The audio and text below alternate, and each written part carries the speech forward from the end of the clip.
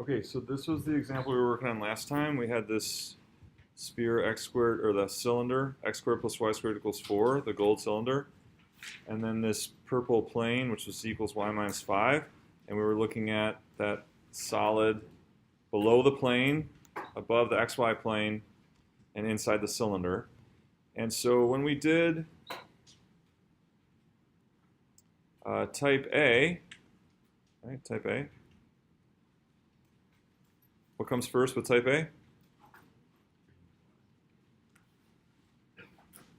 What comes first with type A? Z, right? And Z means what surface to what surface? Bottom to top, right? Type A would be bottom surface to top surface. So say we're doing it over some function G. And so what was the bottom of this? 0. Top is Z equals 5 minus y. And then we come to the outside double integral. And when we think about the outside double integral, we think about taking that thing and projecting it into the xy plane, right? And so if we project it into the xy plane, that solid is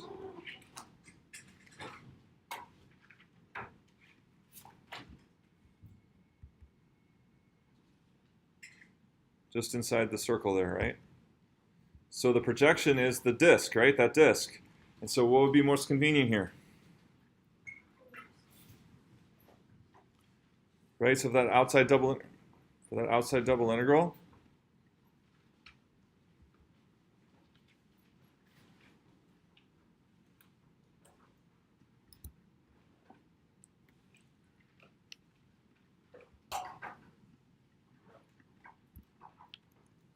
so polar would be most convenient, right? So we would have then r dr d theta. Okay, and so then r goes from what to what? 0 to 2. Theta, 0 to 2 pi. And then if we do that, then we got to change this y, right? So here's our x and y. This is our projection into the xy plane. So we don't have any more y. We just have z, r, and theta. So 5 minus y becomes 5 minus r sine theta, right? Which is the y coordinates in polar, or yeah, y coordinates in polar coordinates. Okay, so what this is when you use dz and then use polar, this is really about using a different coordinate system, or this is an example of using a different coordinate system called cylindrical coordinates.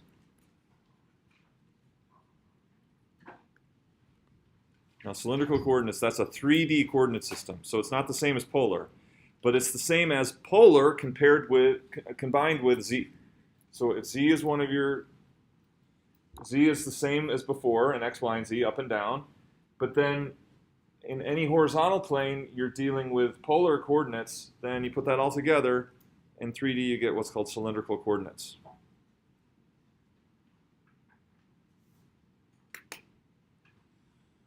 Okay, so that's what we're doing today, or that's part of what we're doing today. Cylindrical coordinates. So questions on setting up that triple integral?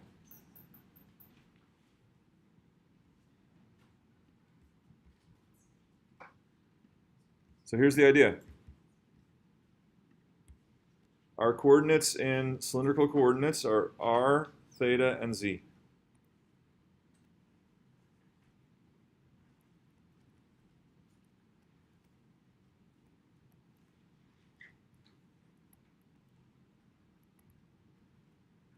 So ordered triples, the first is the r value, second is theta, third is z. So r, again, is our r that we're used to, right? Distance from the pole. See that? So distance from the pole. Theta is our, again, goes back to our standard trig angle.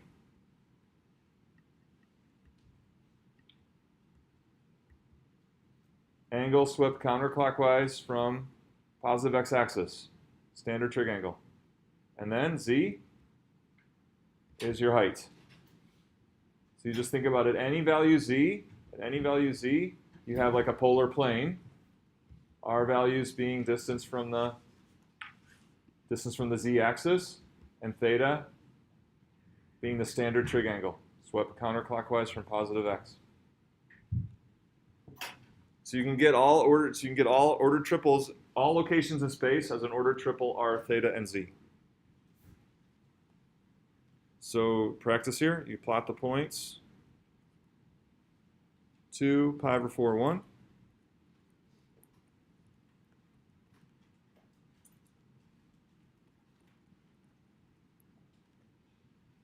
1 pi 3. 3, 7 pi over 4, negative 1.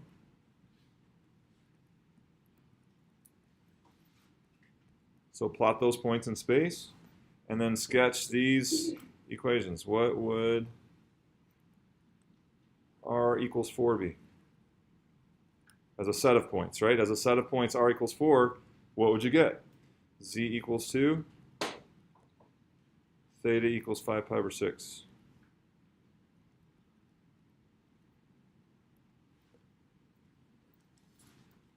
So this is just warm up in cylindrical coordinates, plot those points, r, theta, z, and then think about what set of points would each of these be. So these are 3 separate problems, right? R equals 4, what set of points is that? Z equals 2, what set of points is that? Theta equals 5 pi over 6, what set of points is that? Is in all of these in R3. So I'll take attendance, go for it. Thinking about that, making sketches. Just trying to get the feel for cylindrical coordinates. You good? So you're drawing, you're talking, you're thinking, you're working. What's that? 1. These are all, yeah, values. This is 1. Any questions? Okay, how about r equals 4?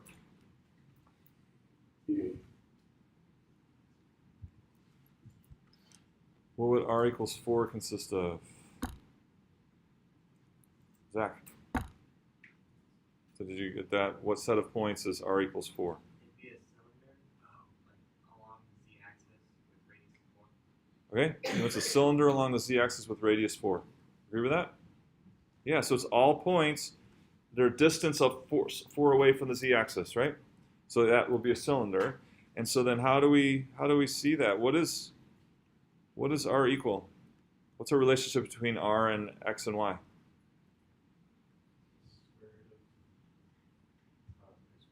Right, so r squared is? So saying r equals 4 is the same as saying x squared plus y squared equals 16, which we know is the cylinder he described, the cylinder along the z-axis with radius 4, right? So yeah, so r equals 4 is the same as x squared plus y squared equals 16. Okay, what about z equals 2? 2 easy, right? Theta equals 5 pi over 6. What set of points is that? Theta equals 5 pi over 6. Yeah? It's a plane. Is it a plane? Vertical plane? Kinda. Is it a vertical plane? Leah, would you say that that's right?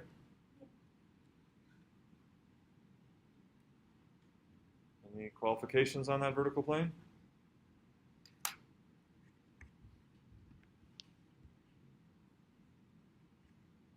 Yeah. Okay.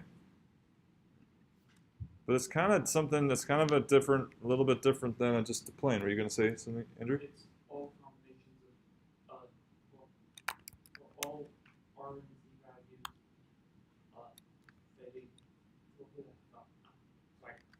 it's all points where theta is equal to 5 pi over 6. So it's any R and Z value where theta is 5 pi over 6. Okay, it's true. Yeah. Isn't it a little different because it only lies in one octave instead of passing? Right. So if we're considering only positive values of r, which we normally do in cylindrical coordinates, normally we don't bring negative r's into it, then it's going to what? It's going to have like, it's going to be like a half plane, right? Starting at the z-axis and then extending out in that direction. So if I graph that there, maybe.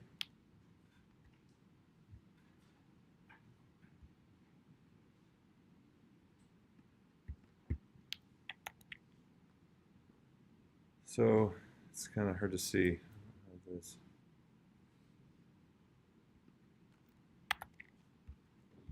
Yeah, so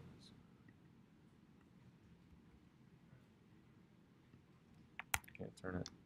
So yeah, so it's at 5 pi over 6, it's only extending out. You can kind of see that there, right? Yeah. From the z-axis, so it's kind of like a half plane.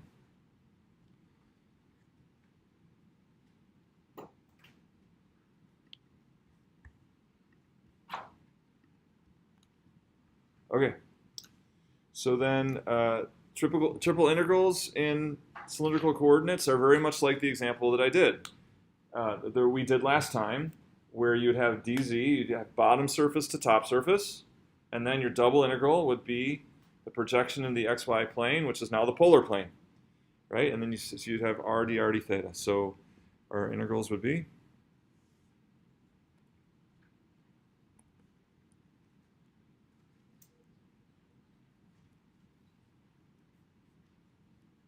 theta 1 to theta 2.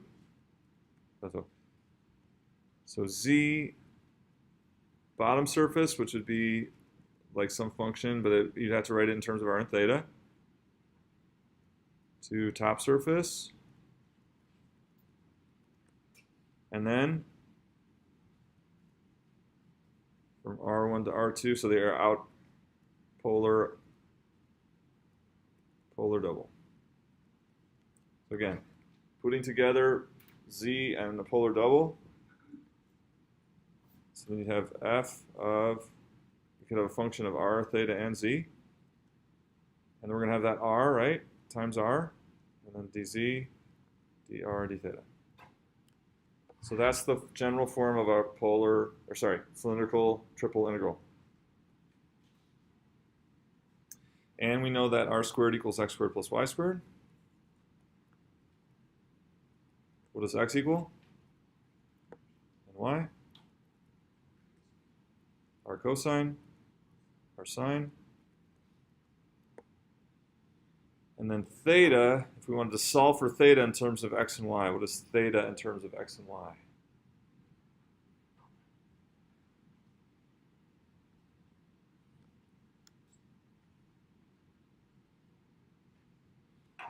Arc tangent of, right, y over x. Okay, but then you have range issues, right? The range of this is only from negative pi over 2 to pi over 2. So when you use arctangent, you have to adjust for your particular problem. If you have angles, if your angle is in the second or third or fourth quadrant, then you have to adjust from the value that you get for arctangent, which is always an angle between negative pi over 2 and pi over 2. So it's a add pi or subtract from 2 pi or whatever you need to do to get the angle. Okay, so then we can also have cylindrical coordinates or these triple integrals starting with a different rectangular coordinate. For instance, y, right? So we could start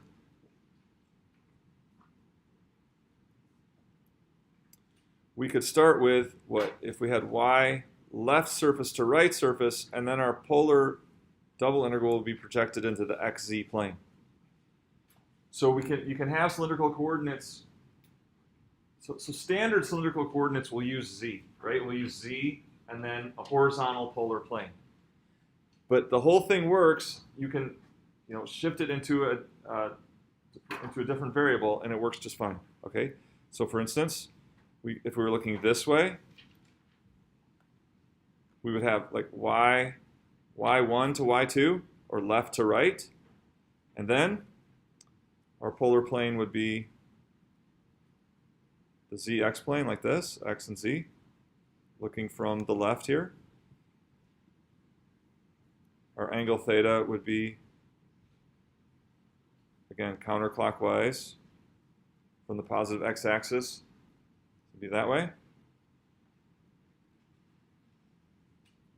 So everything would work the same. It's just you would have your first variable would be y, and you'd have left surface to right surface projected onto the xz plane, and then use polar coordinates in the xz plane. So that's kind of like a cylindrical coordinates with respect to y rather than z. That being said, true cylindrical coordinates uses z. Okay, true cylindrical coordinates uses z, but you can solve problems thinking of this thing rotated into either y first or x first, and you have some problems like that in your homework. So let's look at one of the ones from the homework that is kind of an application of this.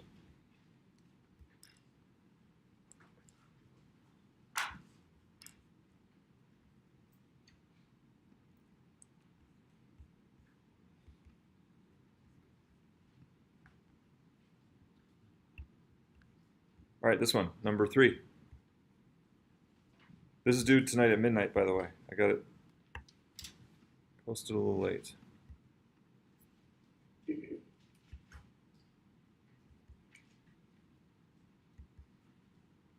Okay, so this one is the solid bounded by the cylinder, y squared plus z squared equals 144. The plane's x equals 0, y equals 3x, and z equals 0. So the reason that I emphasize so much, especially in exam 2, but also in exam 1, the learning of these surfaces, because now we have to put a bunch of surfaces together and imagine a solid. So you have to have the individual surfaces down cold. You really need to know those well. So y squared plus z squared equals 144. Can you sketch that well enough, or imagine it well enough to get a sketch of it? So what is y squared plus z squared equals 144? Cylinder along x. What kind of cylinder is it? Circular cylinder with radius 12. Okay, so something like this.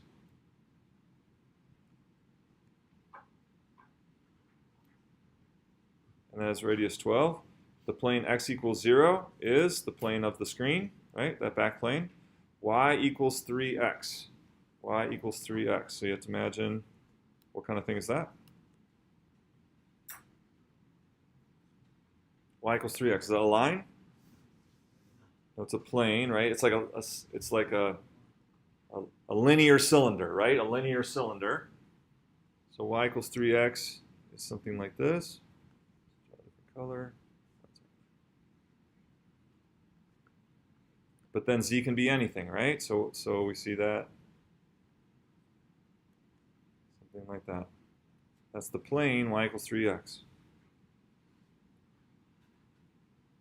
And z equals 0. So in the first octant, z equals 0 is the bottom, x equals 0 is the plane of the screen, this cylinder, and that plane.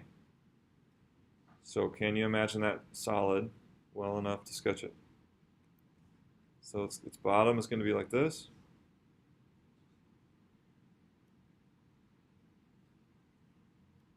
Right? And then in the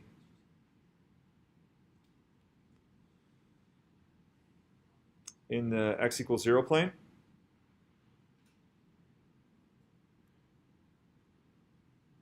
that, right? And then, so you imagine this y equals 3x plane is gonna cut through that cylinder at an angle, so you're gonna have something like this. And then that.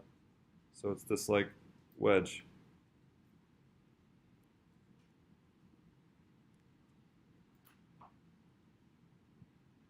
Which I've outlined in red. So that's what we're talking about there. And so we want to do the triple integral of z dv. And so what approach are we going to use to do this? So sometimes they ask you to do it in 6 different ways or 3 different ways, but here they're just saying any way you want. What's going to be our most efficient approach here?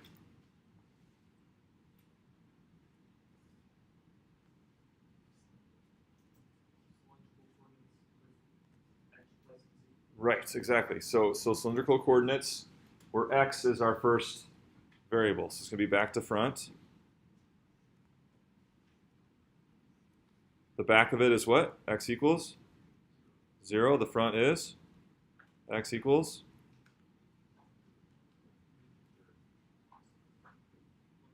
y over 3.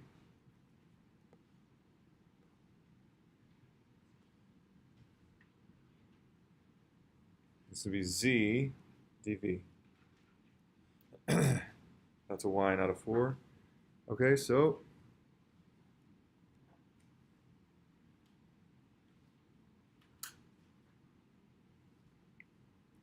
but if we change this into cylindrical coordinates with x being our main variable, or polar, then that is polar in what plane? Polar in the YZ plane. And in the YZ plane, that means that y equals what and z equals what? Looking in the y. We're going to do polar coordinates in the YZ plane, then y equals our cosine, z equals our sine. So that means we got to change our integrand. We got to change this bound, right, to be in, and then we'll have dx r dr d theta. The r joins up with the z, but z will have to be described in either x, r, or theta. Same with the y over 3, describing x in terms of r or theta, and then we got our projection, right? Our projection into the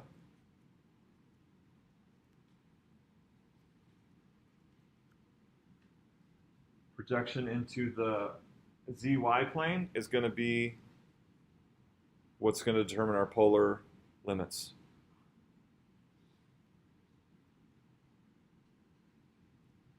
So the thing about cylindrical coordinates is if you know polar double integrals, there's really nothing new to it. Like this problem you could have done before we started class today, because it's just a dx, back to front. It's a type C, right? Back to front.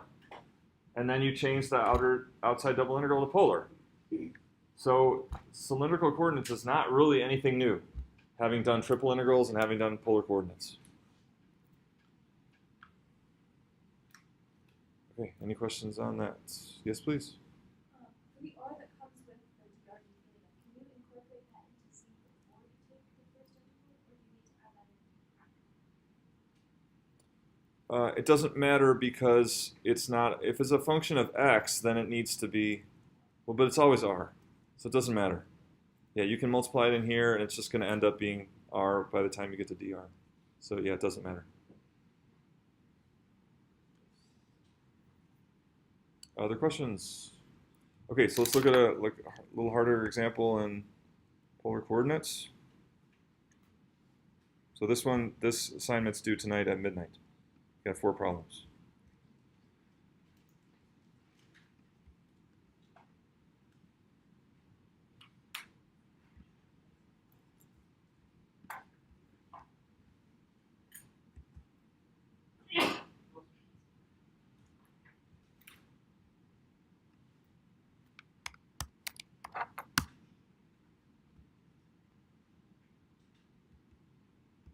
Okay, so now let's look at this. We want to set up triple integral in cylindrical coordinates to integrate f r theta z over the solid defined outside of x squared plus y squared plus z squared equals 1. Can you guys read that in the back?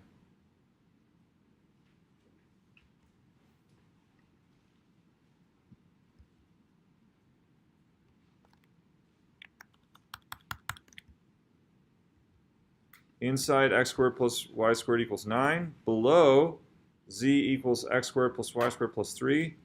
Above z equals 0, and confined to negative x is less than or equal to y is less than or equal to x. Can you draw it? Got everything here, right? Get to practice everything. Lots of different surfaces. And then figuring out what set of points, what solid are we talking about here?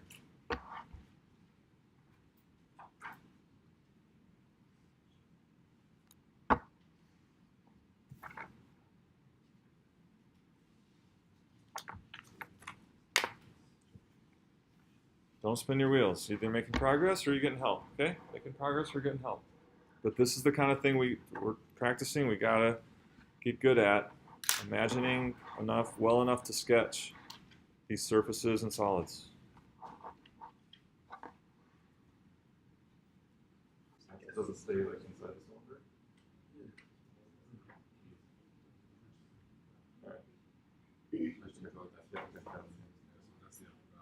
Yeah. Okay, so you've gotten something close.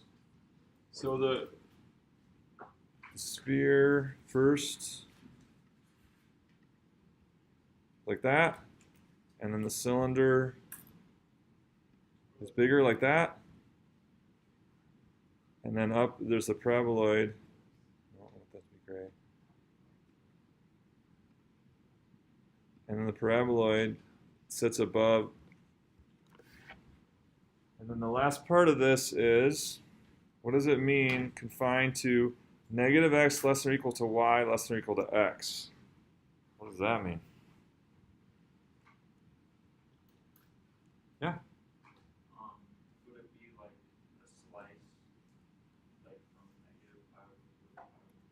Good. Okay, so yeah, so if you sketch that in the xy plane. So all points such that y is greater than or equal to negative x and less than or equal to x. So what is y equals x and y equals negative x?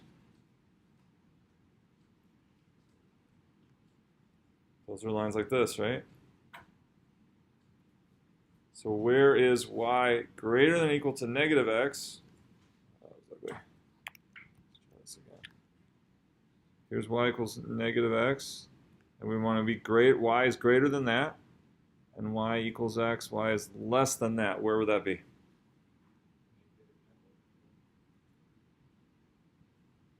So up, left, right, up, left, bottom, right.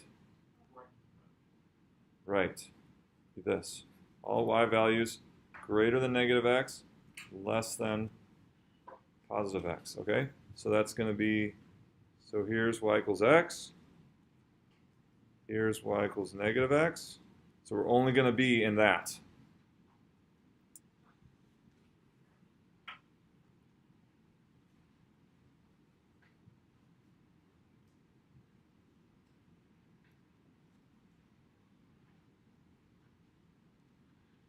So inside the gray cylinder, below the paraboloid, outside of the sphere, and within this wedge. Can you draw it? Can we draw this? So let's see. I'll draw the outline and try blue. See how blue works.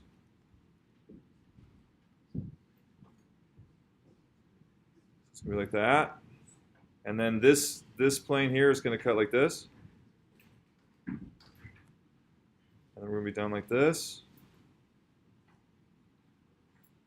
And then up like this. And then that plane will also cut that paraboloid like that. To the point there. Again.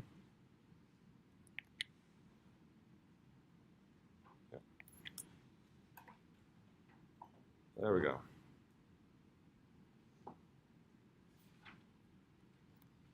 All right, and then the same thing along here to where y equals x, this.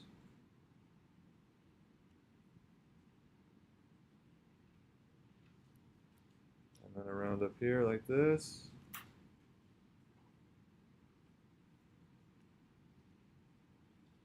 And then like that. I actually want to erase this down here.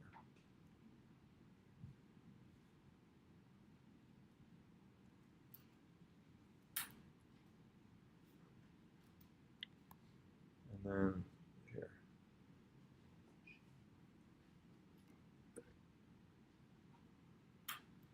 So that's our region.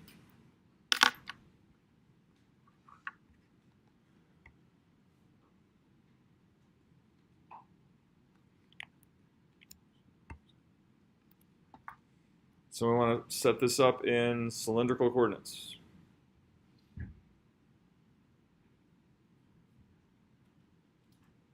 So in cylindrical coordinates, what comes first?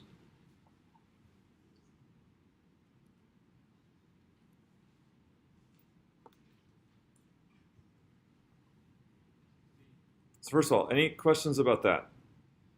So it's what? It's above z equals 0 and the sphere below that paraboloid, but inside the gray cylinder, but then confined to y equals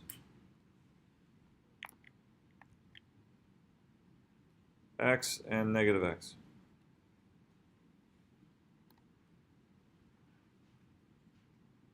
So in cylindrical coordinates, one comes first.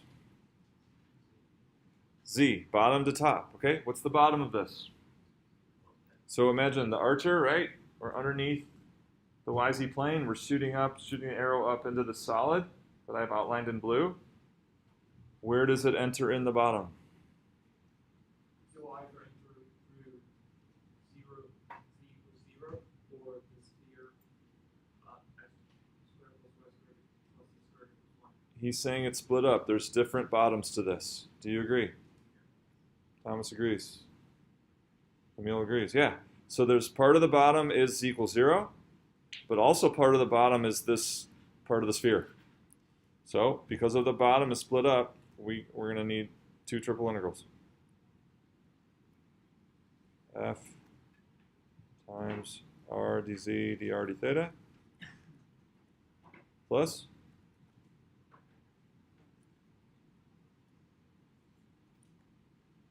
F times r dr dz dr d theta. Okay? So sometimes sometimes the bottom is what? Z equals 0. And sometimes the bottom is z equals. So that's sphere. So what does z equal for that sphere? Square root of 1 minus x squared plus y squared, or 1 minus r squared. How about the top of this? Split up or just one top, one upper surface? Just one, right? These are horizontal planes, right? And so the whole top of it is what? The paraboloid. So z equals what? R squared plus 3, right? R squared plus 3. X squared plus y squared plus 3 is going to be r squared plus 3.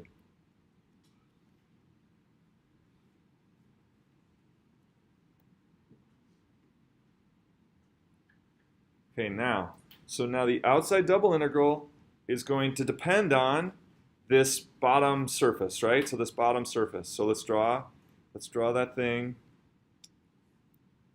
in the xy plane.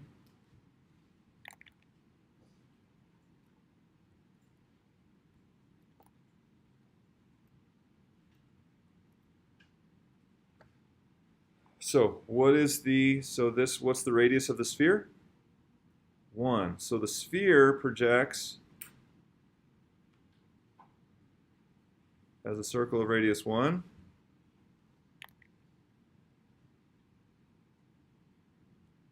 Good except for the bottom. Okay, that's fine. And then the cylinder projects as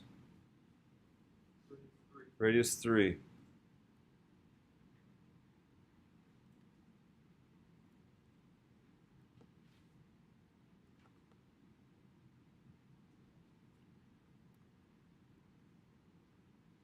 So 1, 3, 1.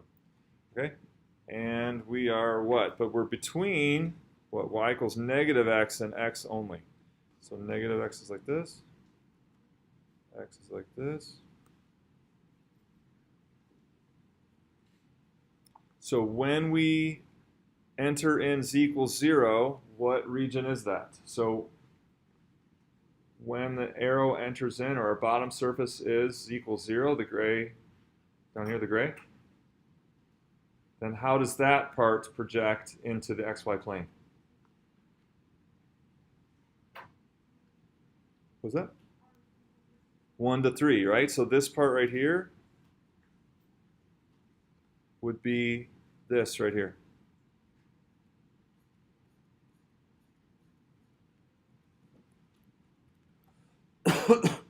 So that's when we're entering z equals 0. So what would my limits be? R goes from 1 to 3, and theta goes from negative pi fourths to pi fourths.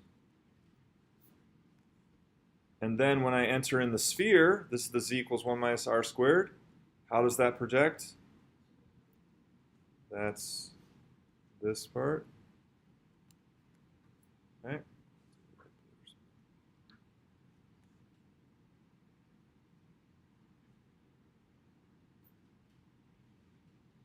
So the light blue part is where the projection of the part of the sphere that we enter in when the sphere is the bottom. And how does that, what are our limits for that? R goes from 0 to 1. Theta, same as before.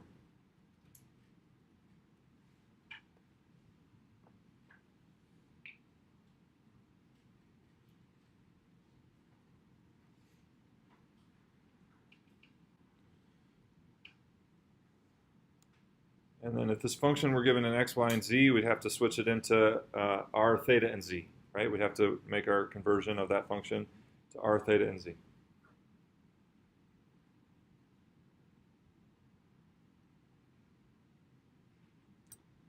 Okay, any questions on this? So you see that because this is based on sphere, cylinder, paraboloid, all centered on the z-axis, these circular things centered on the z-axis, this kind of complicated solid has kind of a relatively easy triple integral, right? That's not, there's nothing really, the expressions become very, very simple. They're not complicated expressions because this thing is aligned nicely with cylindrical coordinates. Okay, what does the triple integral find? So what's the triple integral of this solid, or of f over this solid? What does it find?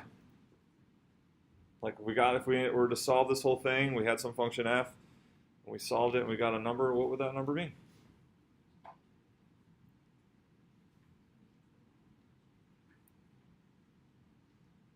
Yeah, Justin.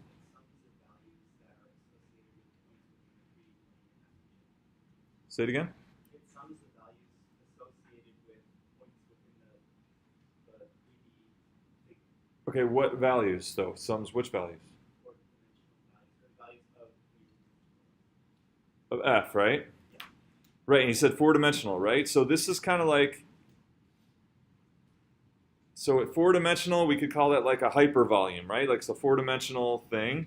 So does it find volume? Does it find hypervolume? Does it find four-dimensional volume? Net, right? So it'd be net. It's going to find this four-dimensional net hypervolume, right? Wherever those values of the function are negative over those points in the solid, we're going to have a negative contribution of the triple integral. Wherever those values of f are positive for points in the solid, there's going to be a positive contribution to the, so net hypervolume, four-dimensional volume.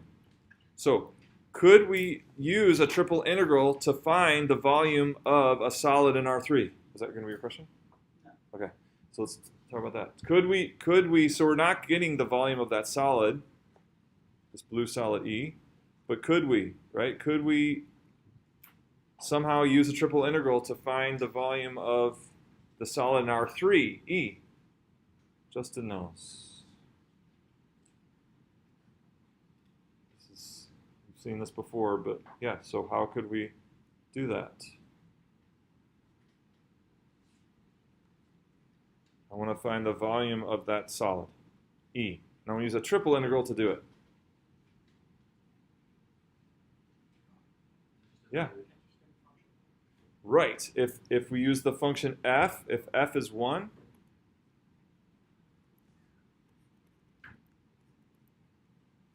and we just integrate r dz dr d theta, then that will find the volume of the solid in R3. Just like with a double integral, right? With a double integral, if you did 1 dx dy over region D, what would that find? That finds the area of the region D in the xy plane. But it really is finding what? A volume with height 1 everywhere, which has the same value as the area of D. So because why? Because double integrals find, in general, they find net volume, difference of volumes. Right? They find net volume. So you can trick it into finding the area for you by making the height 1 everywhere. And then it gives you the area of the base. Same thing with this, right? We can trick this triple integral into finding the volume of the three-dimensional solid by making the function 1. By making the function 1, then it finds the volume of the thing in R3. Where in the general sense, triple integrals find a net hypervolume, a net four-dimensional volume. Time to go. So you got what work due tonight?